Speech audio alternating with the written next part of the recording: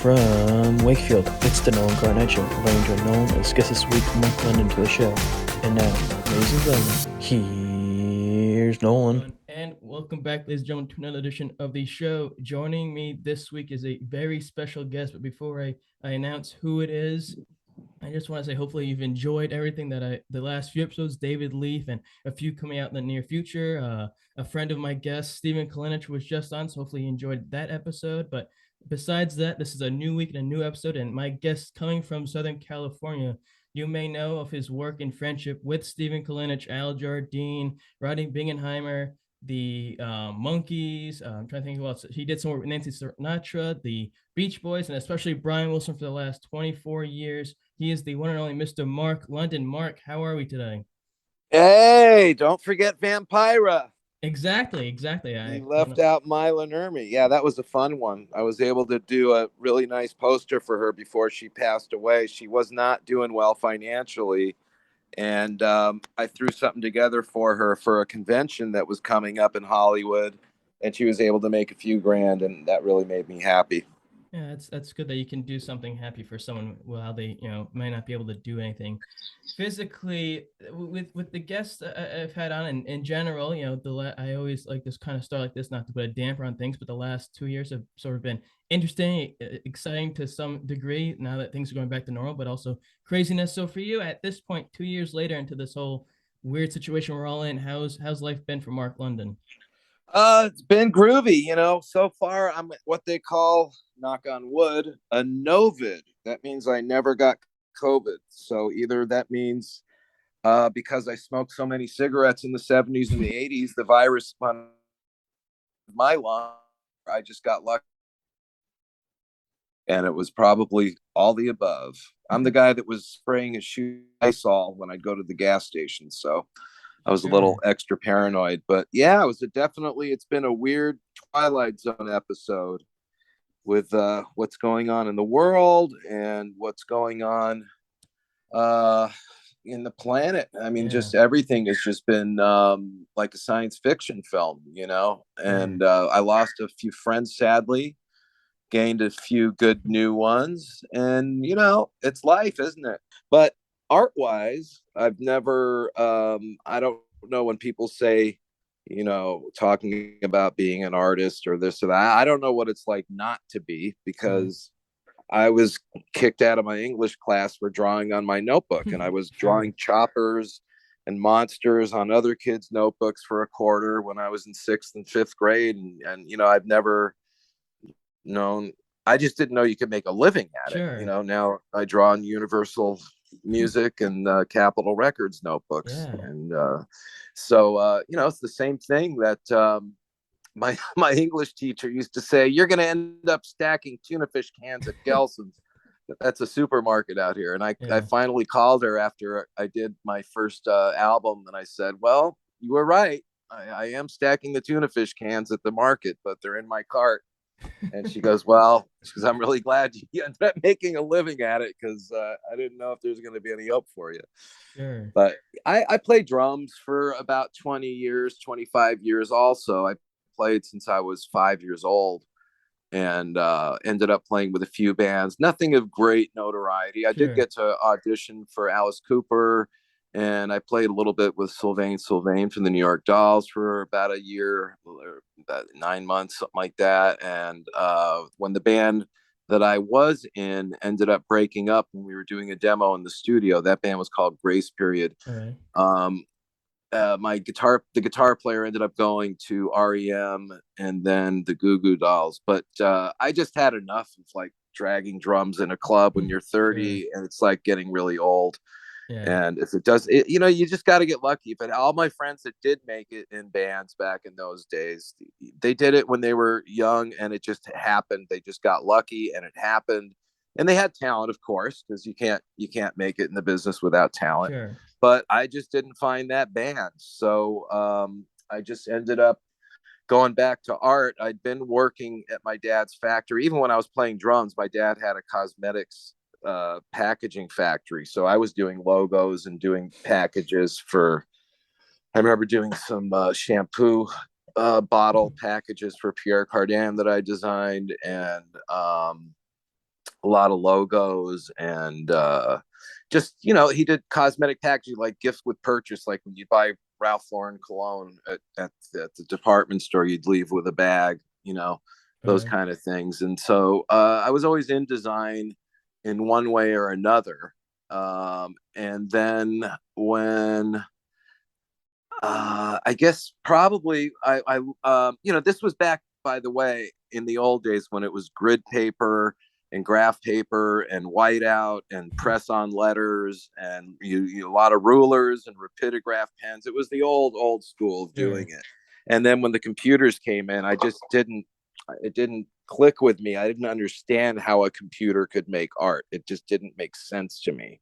Sure. And I ended up staying at a friend's house after I'd broken up with a girlfriend, and he had one of the first Photoshop, graphic design programs, and he was on a record label, Atlantic Records, in the 80s, and he retained his music. So he was putting out like a best of his band, and he was designing the package. And I just Okay. looking over his shoulder, and I go, because I didn't know how to use the computer, but I said, hey, if you put that picture over there and make that background, purple instead of black, you might make this pop out and that. And he goes, well, why don't you do it? And I said, I can't. He goes, yeah, just do this. Click here. That does that. This makes the picture smaller. That one makes it brighter. Little by little, I just started learning. So I designed that package with him. And when you see it printed, that's kind of cool. You see it going from the screen to actually holding it. It was like, oh, maybe there's something here. And he ended up hooking us up with someone from the Hard Rock, and we ended up doing some packaging for their gift store, just some 1950s boxes with the boomerang pattern, like the old Sure. 50s Formica kind of stuff. So that was, one kind of foot in the door there. And then after that, I was just trying to, figure out, I was doing little ads for record stores. I did a great one for this guy named Joey Jetson. He had a store in Arcadia. Which, did you interview Elliot Kendall, by the way? Have you ever No, spoken to I did Elliot not Kendall? know. Oh, okay. He's a great guy to talk to too. He's a wealth of music information. He used to work for Delphi Records. Okay. That's where I met him, and he's currently doing some work, I think, with the Beach Boys right now on the upcoming box set. But he does publicity, PR, all that kind of Okay. stuff. Anyway, I met him at the record store. But long story short, a guy that was a mutual friend of mine named Dennis Warren was a art director for Cream magazine, and he'd done a lot of the early posters for Jimi Hendrix at Candlestick Park. He did Steve Miller, Santana, a lot of the bands in the early days in the 60s. And he saw my ad for the record store, and we ended up meeting, and he goes, you did that ad? He goes, I said, yeah. He goes, I really like that. He goes, you ever thought of doing concert posters? And this was in 1999. Okay. And I said, no, actually, I never did. I never saw my art that big. I'm thinking like business cards, CDs, like, definitely was never thinking posters. He goes, well, you might want to give it a shot. I said, well, Dennis, it's 1999. I can't do Jimi Hendrix. Who am I supposed to do? Marilyn Hanson? I mean, who's around that I would want to do a poster for? And literally the next day, I picked up the LA Weekly, and it said Brian Wilson coming to the Wiltern. That's a theater here in Los Angeles, an old theater, and that was 1999. And I said, "Oh, that I could sink my teeth into. Let me give that a shot." So I got on the computer and I did I think it was about 11 by 14, I believe was the size of it. And I thought it was a pretty good one. I kind of had some confidence in it. It was the old photo of him walking on the beach with the Sure. surfboard. And so I called up the Wiltern, and I said, hey, I've got a concert poster for this weekend show. If you guys want to sell it, maybe we can split the bread, or I'll split it between you and Brian Wilson's people. Oh, no, we don't do that. Brian has his own merchandise. We can't do that. So, we're sorry. I said, well, can you give me Brian's management's number? No, we don't do that. We don't give that information out. I said, well, all right. So I hung up the phone. My friend said, well, we're going to print these anyway. So he gave me $50. I went down to this place at the time. It was called Kinko's. It was a little quick express printing place. And I knocked out 50 posters. And my buddy had it was at my friend at the record store had one of those shrink wrap machines. So we cut the cardboard down and shrink wrapped it, made it look really, real fancy. And I took my ass down to the parking lot of the Wiltern. That was it. And I whipped it out at the end of the show. And one guy came up to me and he goes, "I didn't see that inside. That's a bootleg, man." I said, "Well, hey, support your local artists. It's not my fault they didn't buy them." Sure. He goes, "Yeah, well, it is pretty cool. All right. Let me, they were $10. He goes, "All right, let me grab one of those." And then another guy saw him doing it and he came up. And I think within 19 minutes, I had all 50 posters sold. Wow. And I was holding $500, and I said, "Wow, I didn't get that the last time I dragged my drums into the club. I think I like this job." Yeah. So the next night, I went down to wherever I think he was playing in Long Beach or Anaheim, I forgot, and made another 50 posters. I had my buddy on one side of the parking lot. I was on the other. This is before cell phones, by the way. There was no my buddy comes running up to me out of breath, like freaked out, like he saw a ghost. He goes, "Dude, Brian's manager just caught me selling them. She wants to see you. She wants to talk to you." It was Jean Severs is her name. She's still with us. She's a great friend of mine. So I said, "All right, I'll go talk to him. Why not? What's she going to do? Arrest me for selling 50 posters? That would be great. Good publicity, So I met with Jean and she goes, "Oh, so you did this?" I said, "Yeah." She goes, "You did this last night too, huh?" I go, "Yep." She goes, "Well, I'm buying the rest of them. That's the best fucking thing we've had for Brian in a long time." She goes, "I want you to come to the office on Monday and talk to us." 24 years later, here we are.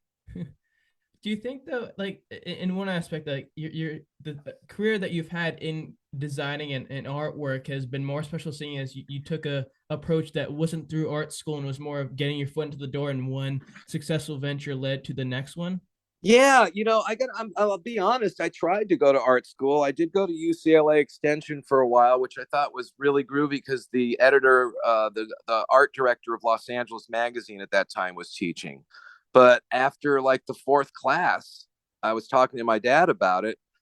I wasn't learning anything that I didn't already know. Sure. I was already designing packaging for Robinson's department store and doing logos. And, there really wasn't a whole lot that I saw that I was really learning. I would rather just gone to work and done it. Sure. I just when you have a I don't want to call it a natural talent or a sixth sense or whatever the hell you call it. You either are or you're not. It's not like Michael Jackson was down at Seth Riggs taking vocal lessons when he was 5. Yeah. He had perfect pitch. He sang with the Jackson 5. Of course, they rehearsed. You got to rehearse if you don't practice. I mean, I always practice, but like I said, my practice was on my notebooks and my English tests, and I just usually when I wasn't drumming, I was drawing. So that's just the way it is. Now, when the computer came around, I learned how you could still draw and scan it in, and then either you could do the fonts by hand like I did. I don't know if you have the artwork for Where the Action Is box set I did for Rhino. I drew that logo by my hand. I drew the Smile logo for Brian's album with my hand. And so you learn how to mix something, know when to use fonts and when not, when to make it to look as organic as possible. I like the organic look. I'm not into the vector sharp. I all the art that I saw that I was influenced by when I was a kid were all printed on shitty printing presses. It wasn't high resolution. Maybe there was some quality photographs and stuff, and if the record company went to a really good printer, it came out really nice. But on the whole, it looked and felt organic. It felt like rock and roll. Great friend of mine, Gary Grimshaw, who I was blessed to meet through Dennis Lauren. If you look Gary Grimshaw's work up, that speaks for itself. But he used to call concert posters paper songs. Okay. And that was, so see, what we're doing for the musicians who are writing the real songs, we're doing paper songs.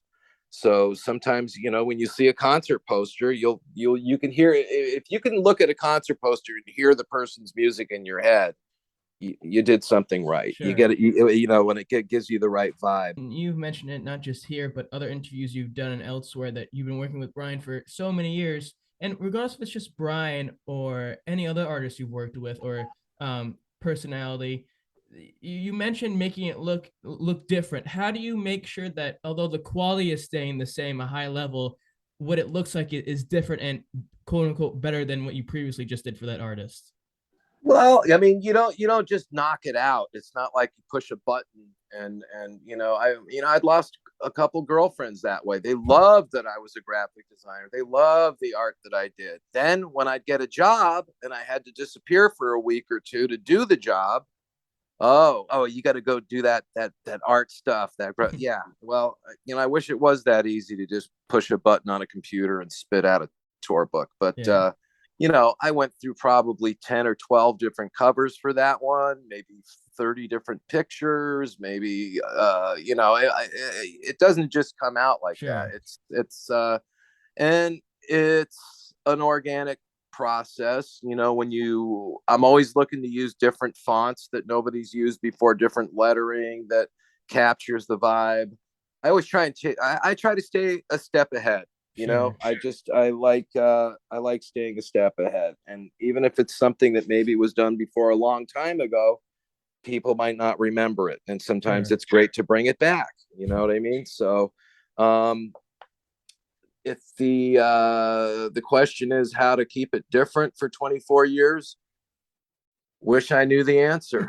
It's probably the same answer of how have I been sober for 24 years. Don't know. I tried to do it when I was in my 20s. It took me 10, 15 years of trying to get sober. And one day it just happened. And here I am in my 23rd, 24th year of sobriety. And if I had the answer, I'd give Sure. it to everybody. I mean, I wouldn't even hoard it for myself. Sure. So, when you're talking about art, how do that's something that everybody has to come up with for themselves. I mean, I remember one of Brian's friends said, Ray Lawler, he said, I think it was his son or his grandson or someone was becoming an artist and getting interested, and what's my advice to him? And I said, the only advice I could give to an up and coming designer or an artist is know when to stop, know when you're Sure. done, know when you did it. Because some don't know when, and then No. they keep going and keep doing and adding and so it's really I can't say it's the old thing of taking away until you see the uncovered Sure. masterpiece. It's not that easy. It's different for everybody. Well, It's really different for everybody. Well, it's probably why maybe you're so close with Brian, in the sense of his ability to just create and put together this music. It's so indescribable, his process, because he can say, well, I think about it in my brain and I'm plugging away on the keys and then it comes together. But it's something that just naturally happens that myself, I'm not able to just put something together or work on it. But for you to be able to do that in a way that seems natural is something that I'm sure Yeah, you well, prize. you may be able to fix motorcycles. I can't. And I've got friends that do that, but I can't do it. I wouldn't. I could probably learn a few things about doing it, but I wouldn't say that I'm a motorcycle mechanic. Sure. You just do find what you're good at, do it. If you keep getting more work doing it, you know that you must be doing something right. And I wouldn't Sure. dare compare myself to Brian with his music, but uh, you know, if what you're looking at makes you feel his music, it makes you feel that vibe, then I did my job. Sure. I've never been in this business to be famous. I never wanted to be famous. I do have other friends that are graphic designers that push themselves. And a few of my friends have found their own brand, sort of like Andy Warholish. Sure. I'm not going to even name them, but they just ended up becoming as popular as their art. For me, I didn't want to be famous. I make famous people look famous. Sure. And, if you happen to look and it says graphic design by Mark London, you go, oh, cool. Okay. Who's this Mark London guy? Good. That's all. But if you like what you see when you pick it up, I did my job. Well, I think that's the goal for every artist, regardless of what field in art they are. For you, it meant going back, in the years of first working with Brian. Maybe it was when you sat down with Gene, or maybe with his Brian's wife, or maybe with Brian as well. What was your goal in terms of helping Brian get back to that Mount Rushmore level of where he was prior to when he put out Pet Sounds, and then when Smile came out, in terms of promoting him? Well, that wasn't my goal. My goal is just for each job, do what's required for each job. The second job I got, well, not the second job, I'll say the first official job when they hired me was a New Year's Eve poster I did Okay. for Redondo Beach. And looking back on it now, yeah, it's cool. But I mean, would I've done it different now? Of course. Sure. I was young, I was naive, and but they liked it, and they sold out of them. So the public must have liked it. But I just do each job. Each job is its own thing. It's when you look at it back now as a body of work, yeah, that it's kind of overwhelming, but it was never like that when you're making it. You're just thinking about, we want to, Brian's going to do Pet Sounds. So Sure. we want to do a Pet Sounds tour book. Okay. Well, what's my job? Make it look and feel like Pet Sounds, find photos that nobody's seen before. Cause if they're spending their hard earned money, you want them to get some rare stuff.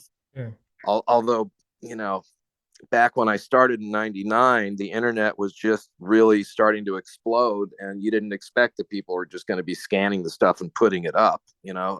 That's kind of a bummer, because it kind of ruins the vibe of Sure. feeling it and holding it, and but yeah, I don't know. I don't even know what the question was, but I'm sure I answered some kind of question. Oh, no, no, no, you did. There was an interview you recently did, or conversation, whatever you want to call it, with David Beard recently, about sort of your story and how what we're talking about now. And you talked about, or David asked you a question about some memorable moments or favorite times you've had with Brian. And you mentioned Mm-hmm. one about being there for the first live concert of Smile. You played a role in putting together the package and the design of the Smile album. When you're part of something like that with Brian, how do you describe that, not just on a personal level, but in a professional sense, that he trusts you that much to be there with him in a moment like that? Well, I mean, you mean at the concert when they were doing the Yeah. show, or are you talking about when I was doing the art? Because Like, I well, I all I guess a did little at the bit of show both. was sit and watch the show. Sure. But I mean, when I was doing the art, I would show it to him as it was coming along. And we were originally gonna. I was the first thing I did was to get Frank Holmes on the phone and collaborate with him. We did a shirt. Um, this is when Brian said he was going to be finishing Smile, which we never said how it was going to be finished. You Sure. didn't say it was going to be a live concert or an album, because, as you know, the album didn't come until later. Yeah. But they were definitely finishing it musically, and we knew that there was going to be played at one point from beginning to end. And so I did the shirt with Frank, which I came up with the slogan "Smile, coming to a face near you, coming soon to a face near you," which is sort of Don Draper-ish, I guess, but at the same time, it could be taken in a few people kind of gave me something for that. They took it in the wrong way, as they Yeah. say, but that's their mind, not my mind. I was Sure. just thinking of people smiling.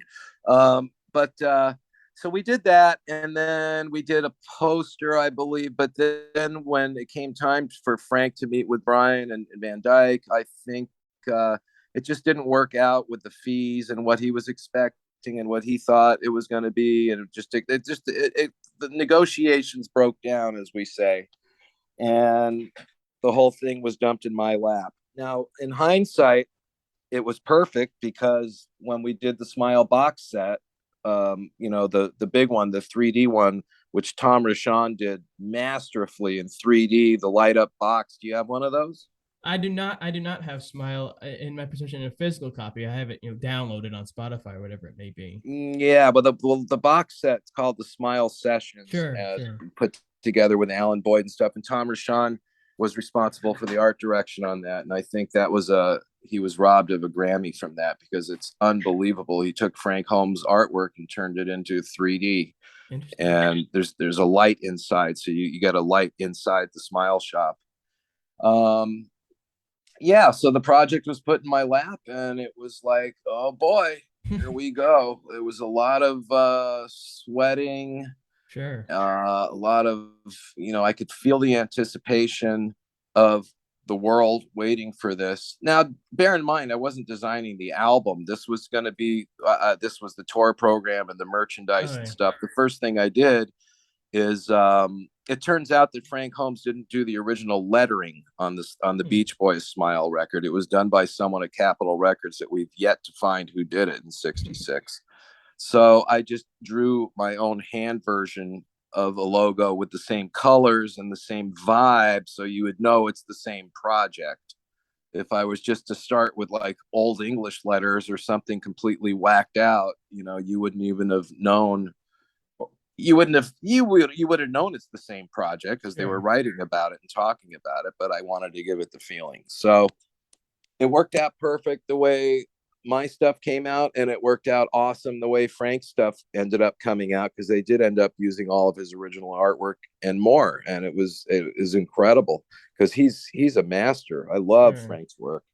um so that's why I had to go in a completely different direction. So I went a little bit more, um just a little more psychedelic-y, Sure. a little bit more.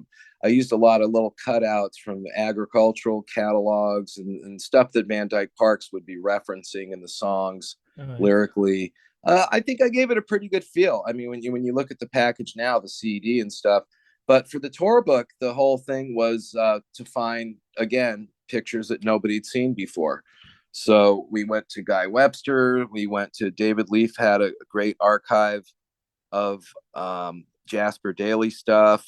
Dominic Priori did a great timeline that was in the centerfold that we did. Do you have the tour book for that? The tour I do program for the not. Smile? I'll see if I have an extra one laying around. I'll throw you one of those. Oh, you're too kind. That was really that was a hell of a lot of work.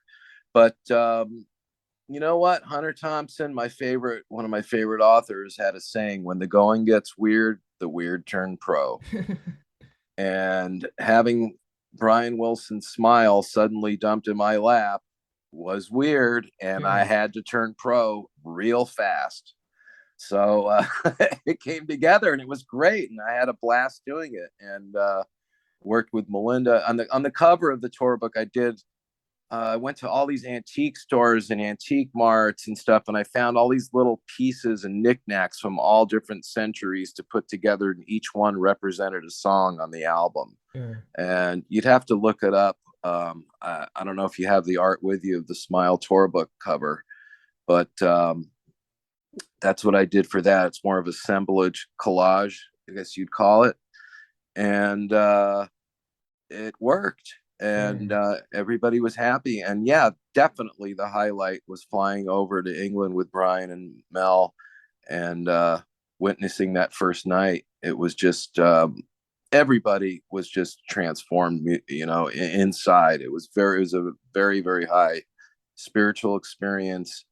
And I'd been to the rehearsals too, Oh, mind you. It's not like I didn't hear the stuff before, but that night was, well, put it this way. My dear, dear best friend, Nick Walusko, who used to play guitar for yeah. Brian, he was my best friend in the band. A book came out, and I'm not sure if it's exactly what it's called, but it's something like "I Was There," that like the 10 concerts that changed the world, or something Oh, like, the 10 most important concerts ever. And Smile's in there. It's one of those 10. And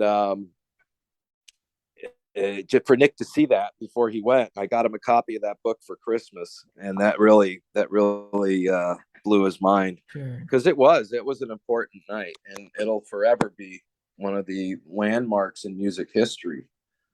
So And yeah.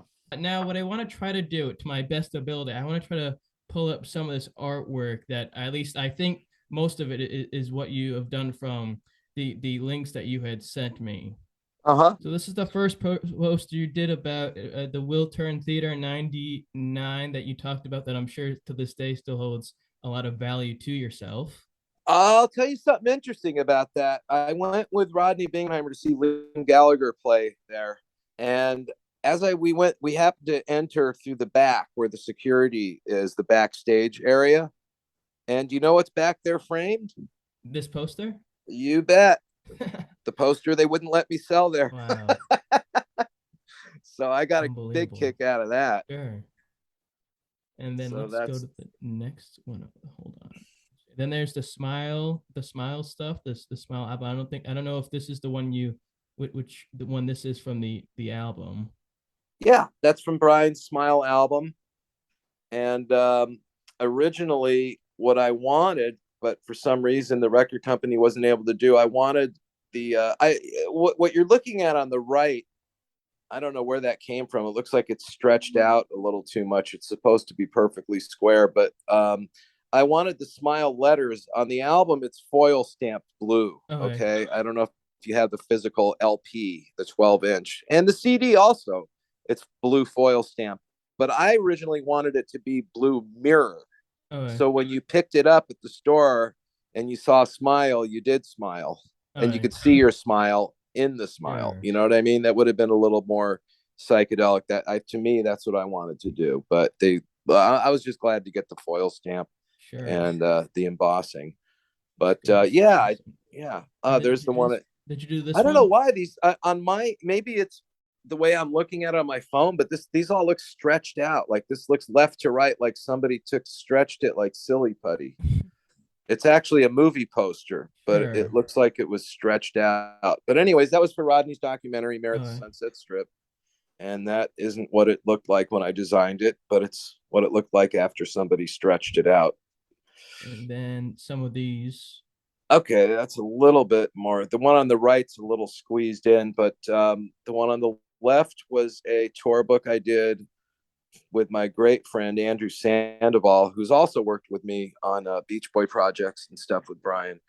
That was a tour book we did. The one in the middle was the ad that we did, and then the one on the right, I could barely see it. It's kind of squeezed in. I guess that was just another ad mat to show, for advertisements for the concerts.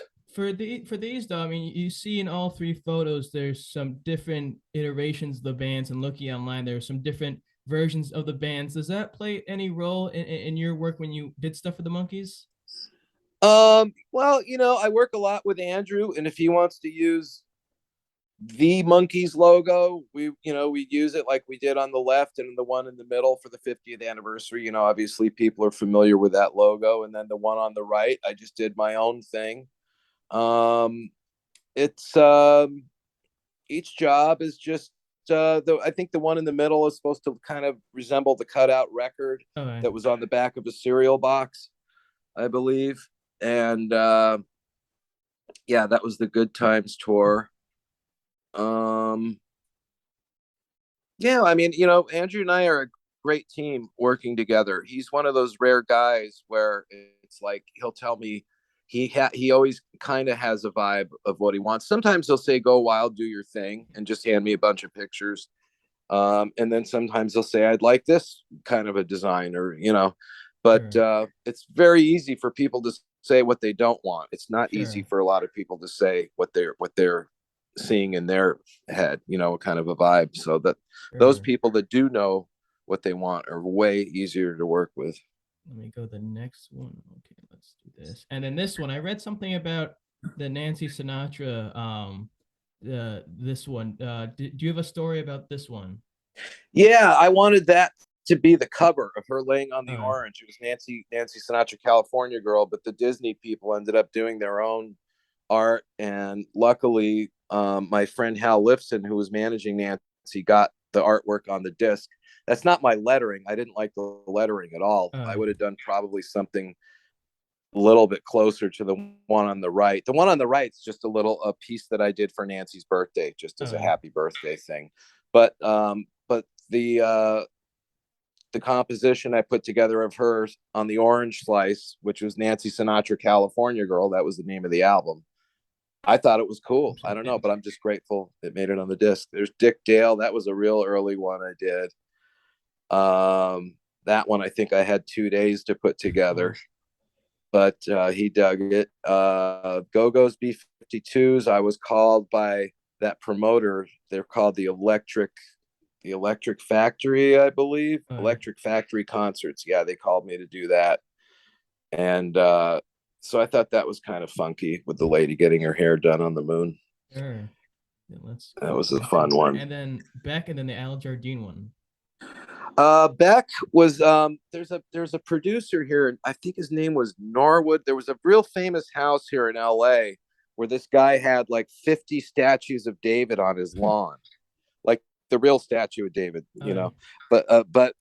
So I just kind of just did a take of that. That was another one where I just had a few days to knock it out for that concert over at the Knitting Factory in Hollywood.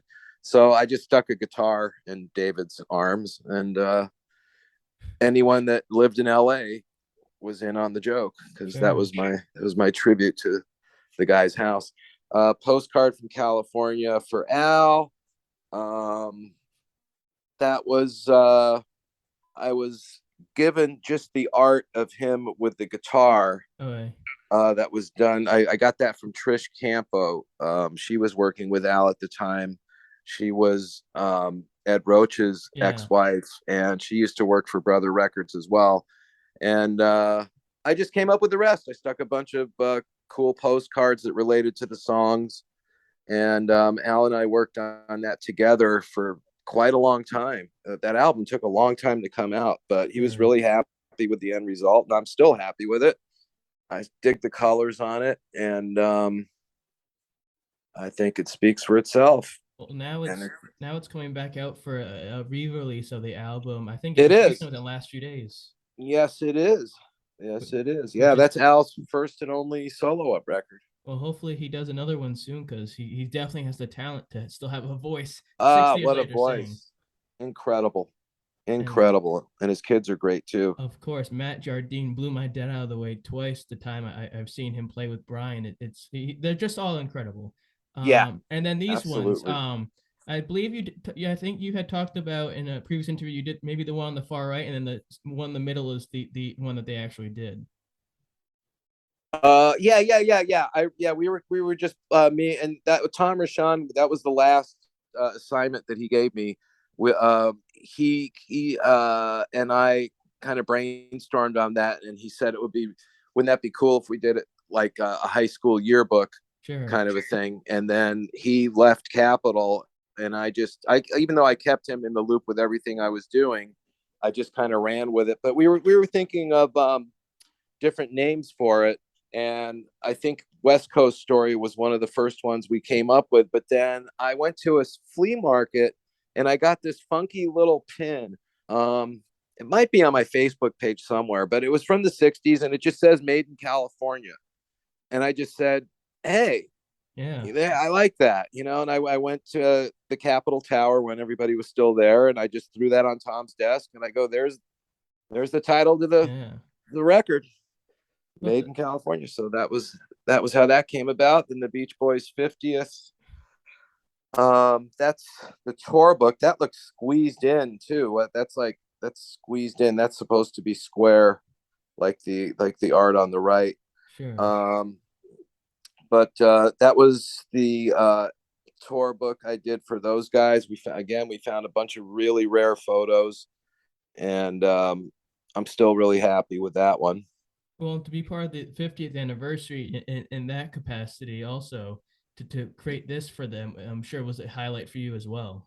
Well, yeah, from a kid that grew up, I was born in Santa Monica here, and my brother had the Beach Boys records when I was a kid in the 60s. And I was born in 62, so at 2 and 3 years old, you're already pretty cognizant of what's going on Sure. around you, for whether it's the Twilight Zone, the Munsters, or the Beatles records or the Beach Boys that your brother's playing. So, I kind of that stuff is part of my DNA.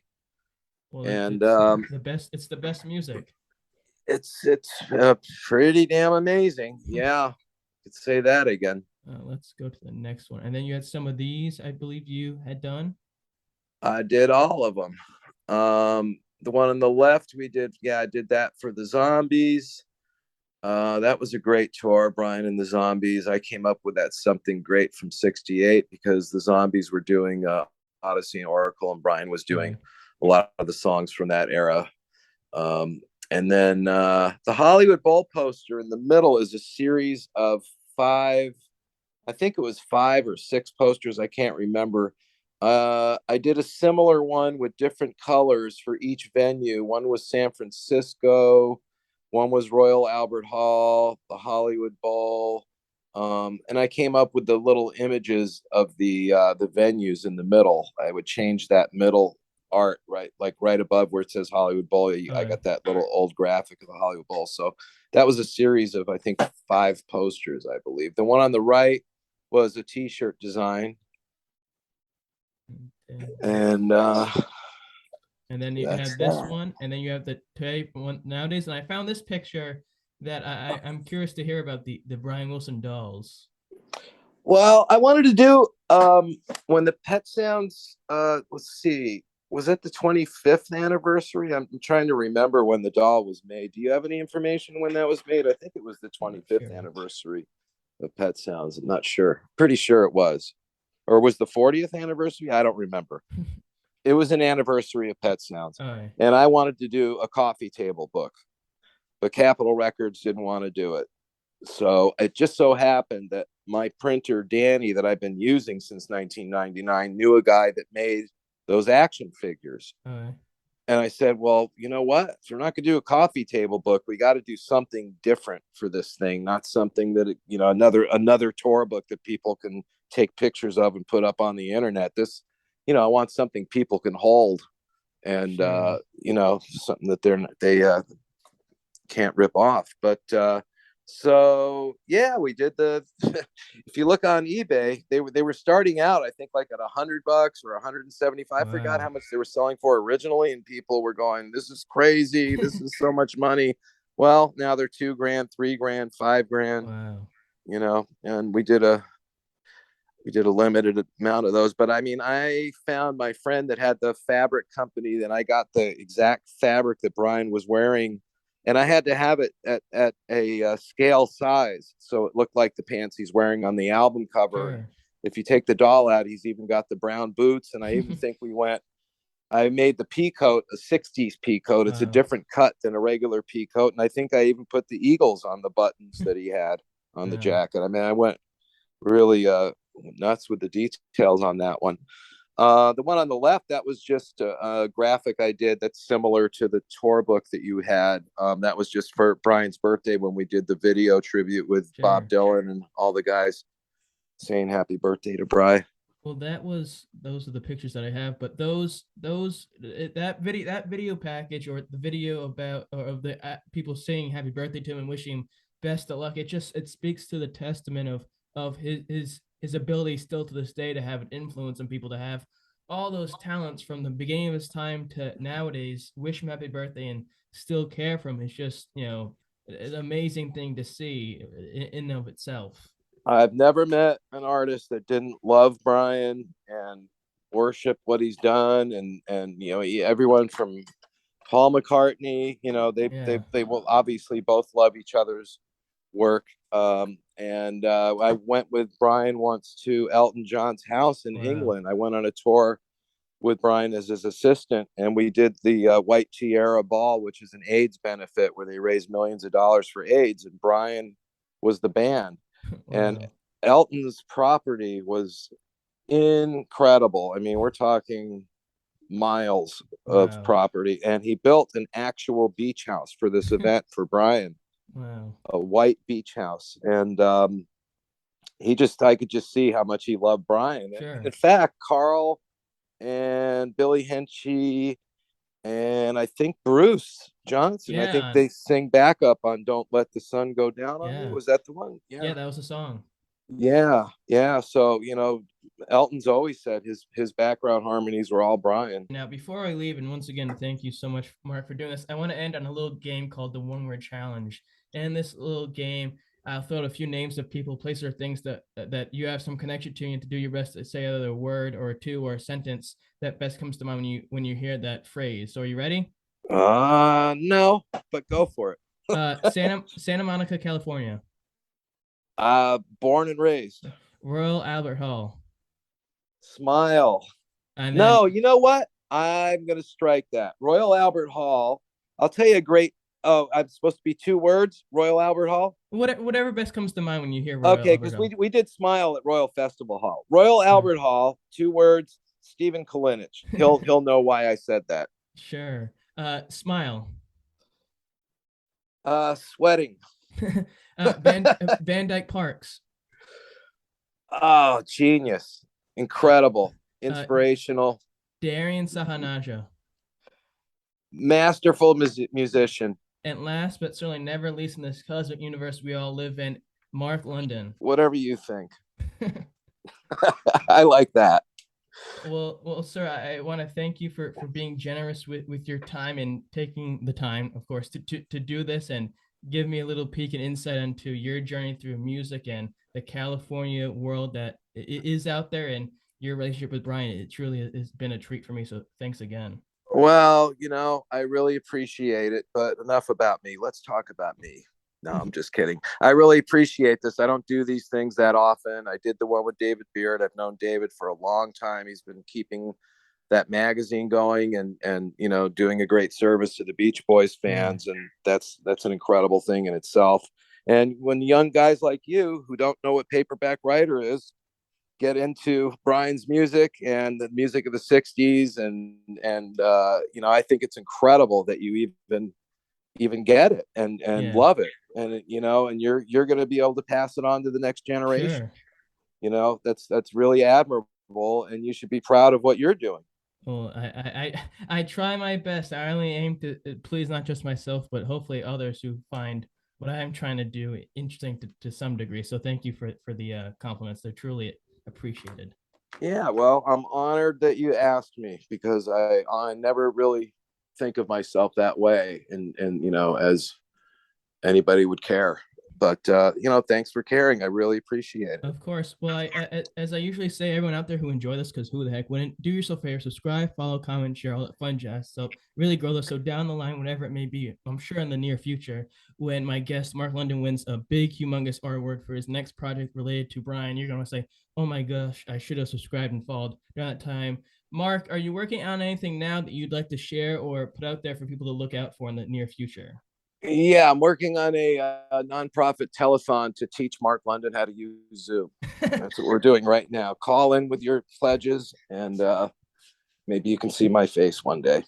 No, I tried to figure it out, but I'm glad that we got the voice thing together. That's all. As long as we can do this, that's all that matters. You take life in stride, and you take the little things more than other things in life. Well, in the words of Johnny Carson, the dean of talk show, I bid you all heartfelt good night. Till next time, take care.